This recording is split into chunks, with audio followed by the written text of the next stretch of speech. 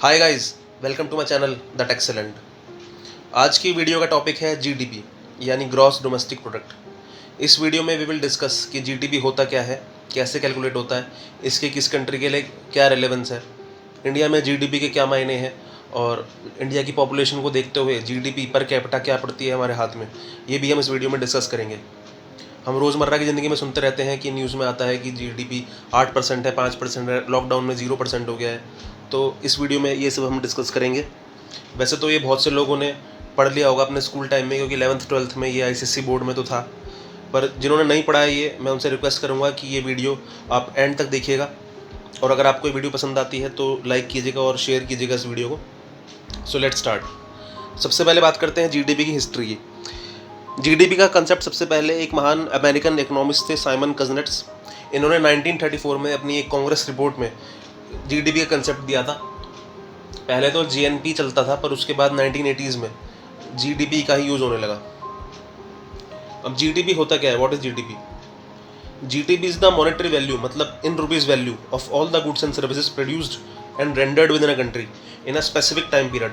मतलब एक पीरियड में, ईयर में, क्वार्टर में, मंथ में गुड्स एंड सर्विसेज जो भी प्रोड्यूस हुए हैं इंडिया में, उनकी पैसों में क्या वैल्यू है, वही जीडीपी है।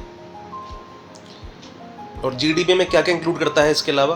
प्राइवेट एंड पब्लिक कंजम्पशन, ये तो वही होगा जो हमने कंज्यूम करा, यानी मतलब जो गुड्स एंड सर्विसेज प्रोड्यूस हुए वही हम कंज्यूम करेंगे, तो ये प्राइवेट एंड पब्लिक कंजम्पशन वही हो गया।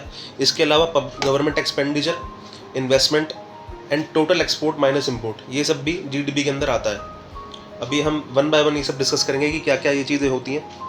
सीधे सीधे शब्दों में बात करें तो GDP is a measurement of a nation's overall economic activity. GDP can be calculated using the following formula: C plus G plus I plus N X. अब इसमें C क्या होता है? C का मतलब होता है प्राइवेट कंजम्पशन। प्राइवेट कंजम्पशन मतलब कि पूरी कंट्री में जितने भी ड्यूरेबल और नॉन ड्यूरेबल गुड्स प्रोड्यूस हुए हैं और जितनी भी सर्विसेज प्रोड्यूस और दी गई हैं उनकी मॉनेटरी वैल्यू। कंजम्पशन मतलब हम ये सब गुड्स और सर्विसेज को ही कंज्यूम करेंगे, तो इसलिए प्राइवेट कंजम्पशन नाम दिया है। इसके बाद आता है G stands for government expenditure.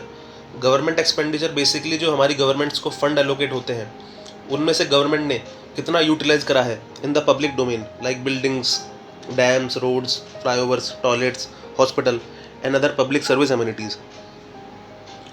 I stands for country's business spending on capital, मतलब पूरे पीरियड में कंट्री में बिजनेस में कैपिटल एक्सपेंडिचर कितना हुआ है।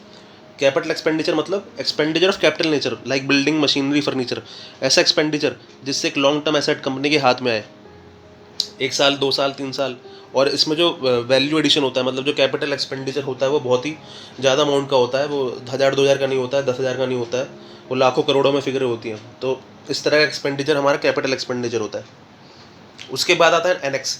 NX stand for export net of import, मतलब एक पीरियड में कंट्री ने जितना export of goods and services करा है उसमें से लेस कर देंगे जितना कंट्री ने import of goods and services करा है, तो ये एनएक्स हो जाता है हमारा एक्सपोर्ट नेट ऑफ इम्पोर्ट्स।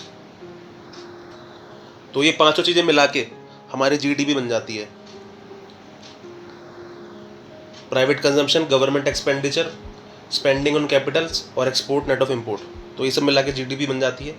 अब बात करते हैं per capita GDP. Per capita GDP क्या होता है? टोटल जीडीपी को number of people living in the country से डिवाइड कर दो, उसे पर कैपिटा जीडीपी कहा जाएगा। ये बेसिकली इंडिया जैसी कंट्रीज़ के लिए है। यहाँ जीडीपी निकालेंगे तो अच्छी खासी आ जाएगी, पर आप जब उसे टोटल पॉपुलेशन डिवाइड करेंगे जो कि 137 करोड़ है एज ऑन डेट, तो पर कैपिटा जीडीपी कुछ रुपीज़ में ही हज़ार रुपये के आसपास ही आएगी, जिससे पता चलता है कि इंडिया की जीडीपी की कितनी पैथेटिक सिचुएशन है। हमारे बीजेपी के नेता बात करते हैं 5 ट्रिलियन इकोनॉमी की, जहां जीडीपी इनसे संभल नहीं रही है। करंट जीडीपी इंडिया की $2.8 ट्रिलियन है, जो सुनने में आपको बहुत अच्छा लगेगा, पर आपको इंडिया की इनकम इनइक्वालिटी को भी कंसीडर करना होगा। जब आप गूगल पर टाइप करेंगे कि इंडिया की इनइक्वालिटी ऑफ इनकम कैसी है, तो आपको ये डाटा मिलेगा जैसा इस पिक्चर में आ रहा है कि इंडिया के 10% लोगों के पास, जो 10% रिच इंडियंस हैं, उनके पास टोटल इकोनॉमी का 80% हिस्सा है। ये मैं नहीं कह रहा, ये बड़े बड़े रिसर्चर कहते हैं, तब ये गूगल पे आ रहा है। 80% पैसा 10% लोगों के पास है। इन लोगों में ऐसे लोग आते हैं जैसे मुकेश अंबानी, देखिए इनकी नेटवर्थ एज ऑन डेट है $5200 करोड़। इस और गौतम अदानी, इनकी नेटवर्थ है 1010 करोड़ USD।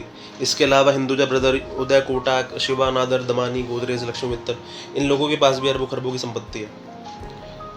अगर 10% लोगों के पास 80% वेल्थ है इंडिया की, तो टोटल इंडिया की वेल्थ जो कि रुपीज़ में आती है वो आती है 182 लाख करोड़। इसका 80% होगा 145 लाख 60 हज़ार करोड़, यानी 145 लाख 60 हज़ार करोड़ तो 10% लोगों के पास है। रिमेनिंग जो 20% है यानी 36 लाख 40 हज़ार करोड़, उसको डिवाइड करेंगे हम अपनी पॉपुलेशन में से 10% लोग घटाकर, तो वैल्यू आती है 29,521 पर ईयर।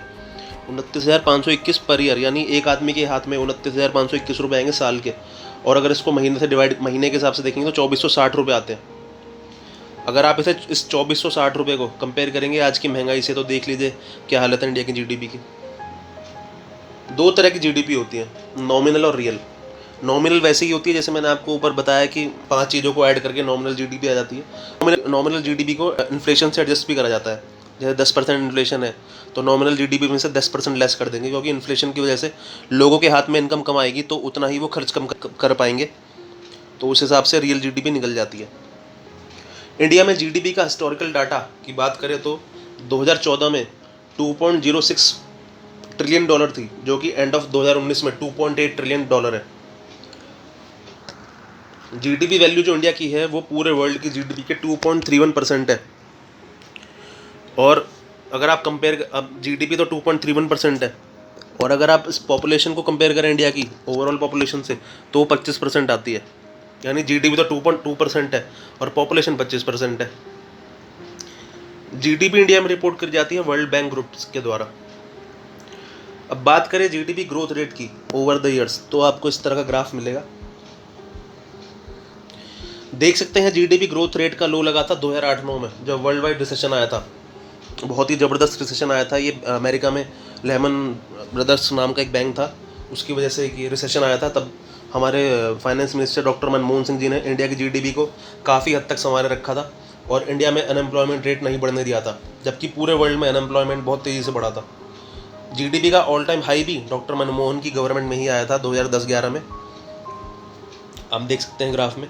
और बात करें करंट सिनेरियो की, तो लॉकडाउन से पहले इंडिया की GDP देखिए कहाँ आ गई है, 5% से नीचे आ गई है। और कुछ इकोनॉमिस्ट तो यहाँ तक कहते हैं कि 5% GDP भी ओवर एस्टिमेटेड है। असल में GDP 2-3% इससे भी कमी है। सरकार की गैर जरूरी नीतियों जैसे कि नोटबंदी, GST है, राम मंदिर है, कैब NRC है, इसके अलावा इनके भ्रष्ट मंत्रियों ने इंडिया की इकोनॉमी की कमर तोड़ कर रख दिया। बात करते हैं GDP परसेंटेज में क्यों निकलती है।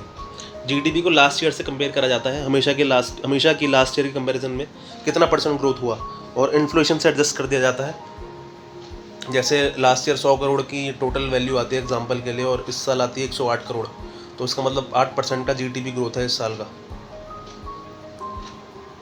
तो मैं उम्मीद करता हूँ ये वीडियो आपको समझ में आया होगा, आपको GDP का कंसेप्ट समझ में आया होगा। अगर आपको वीडियो पसंद आए तो आप इस वीडियो को शेयर कीजिएगा, लाइक कीजिएगा और सब्सक्राइब कीजिएगा मेरे चैनल को। Thank you and have a great day.